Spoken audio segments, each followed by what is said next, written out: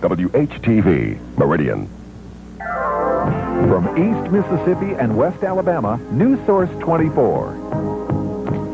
Good evening, everyone. In our news tonight, police in Winston County say a teenager is being held on $10,000 bond in the stabbing death earlier this week of 20-year-old Willie Walker.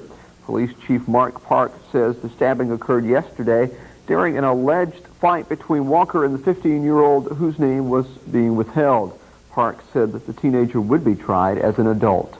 Officials say the high winds that ripped Jones County yesterday left West Jones High School so badly damaged that it may not reopen the school year. The storm slammed into the high school late yesterday while a regional track meet was underway. None of the 100 athletes were injured, but the roof of the school was badly ripped up and the students are being sent to other schools in Laurel temporarily.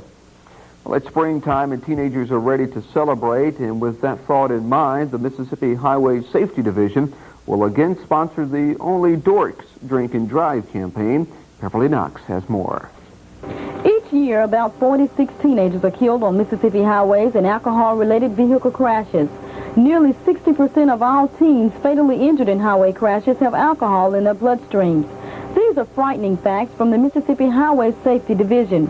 Beautiful spring and summer weather attract teenagers outside to the pools, parks, and parking lots.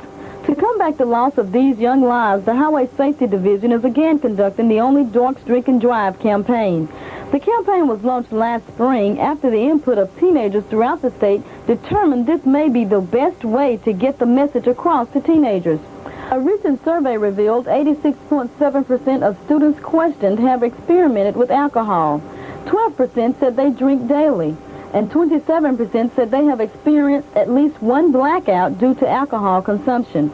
With these alarming statistics, can we afford to ignore teenage drinking and driving? The practice of two statements will lower our teenage highway fatalities. Alcohol and gasoline don't mix, and only dorks drink and drive. I'm Beverly Knox, News Source 24. Members of Mississippi's Constitution Committee hammered away all day on a new set of guidelines for state government. Members of the commission, appointed by Governor Bill Elaine, said that any new constitution should make a comprehensive statement on public education. They recommended that the Constitution should call for the legislature to provide by taxation or otherwise for the maintenance and support of a system of free public schools. Mississippi Senate has voted 35-7 to approve a bill allowing negotiated rates on big loans and higher consumer loan charges. The House had approved the bill earlier. The measure now goes to the governor for his consideration. The identification process of children called Operation Safeguard got underway in the Meridian school system today. Millie Ivy has a report.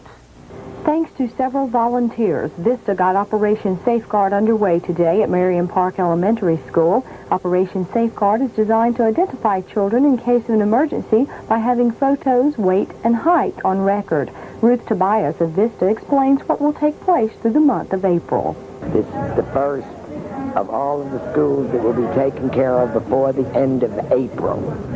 VISTA is so grateful to RSVP, who provided senior citizens to work as volunteers, and to neighborhood services, who also provided volunteers.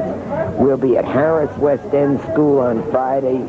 We'll take a week for other activities. The following week we will do every school in Lauderdale County, all of the elementary, so it's kindergarten through 6th grade. And the following week, we will wind up all of the City of Meridian elementary schools. The identification process taking place through the Meridian area schools will aid law enforcement officials if by chance the search for a missing child takes place in Lauderdale County. Millie Ivy, News Source 24.